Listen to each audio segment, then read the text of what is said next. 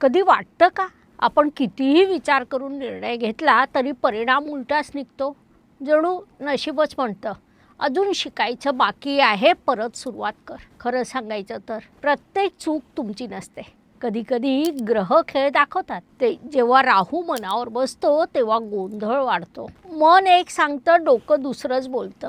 पाय तिसऱ्या दिशेने निघतात आणि म्हणूनच निर्णय घाईचे, चुकीचे आणि भावनेत घेतलेले असतात.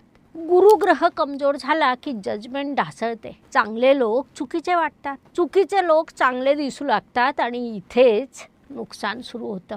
आणि हो, कधी कधी निर्णय चुकीचा नसतो. शनी फक्त योग्य वेळ येईपर्यंत थांबवून ठेवतो. धडा देतो, प्रगती नाही. मग उपाय काय?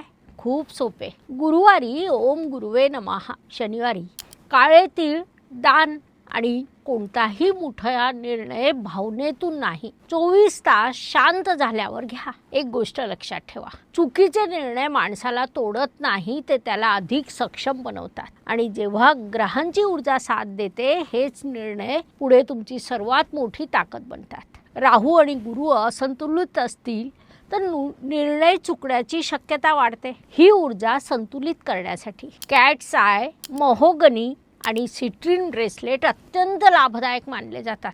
योग्य वेळी धारण केल्यास नक्की फायदा होतो.